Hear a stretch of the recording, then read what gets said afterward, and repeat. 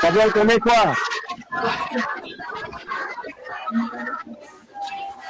খবৰ ভাল সকলোৰে?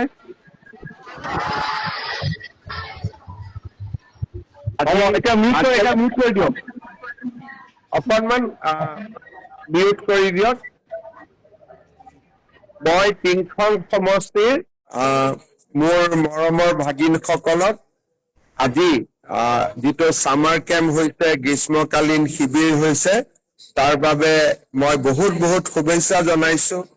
তোমালোকৰ বিধায়ক বিমল বৰাৰ প্ৰচেষ্টাত ইমান ধুনীয়া এটা শিবিৰ হৈছে।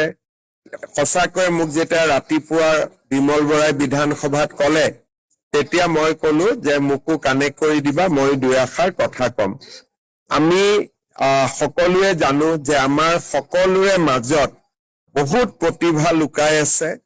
আমি যদি সকলোৱে পঢ়া শুনাত অকণমান চিৰিয়াছ হওঁ, খেলা ধূলা আমি কৰিবলৈ আৰম্ভ কৰোঁ, সংগীতৰ চৰ্চা কৰোঁ, নজনা কথাবোৰ জানিবলৈ চেষ্টা কৰোঁ, তেতিয়াহ'লে আমাৰ ভৱিষ্যতবিলাক সঁচাকৈয়ে বহুত ভাল হ'ব, সুন্দৰ হ'ব।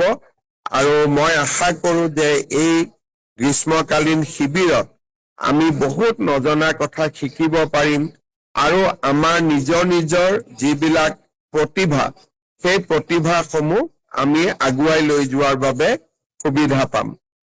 মই টিংখঙলৈকে গৈয়ে থাকো আৰু মোক কৈছে যে ইয়াত সোণাৰীৰো ল'ৰা ছোৱালী আছে। মই সকলোকে আকৌ এবাৰ শুভেচ্ছা জনাইছো আৰু মই যেতিয়াই টিংখঙলৈকে যাম তোমালোকক আকৌ লগ পাম আৰু তোমালোকৰ যি যি সুবিধা অসুবিধা থাকে বিমল বৰাক জনাবা, প্ৰধান শিক্ষকক জনাবা আৰু আমি সকলো অসুবিধাবোৰ দূৰ কৰাৰ বাবে চেষ্টা কৰিম। আজিলৈ সামৰিছো, পিছত মই আকৌ লগ পাম। বহুত বহুত ধন্যবাদ।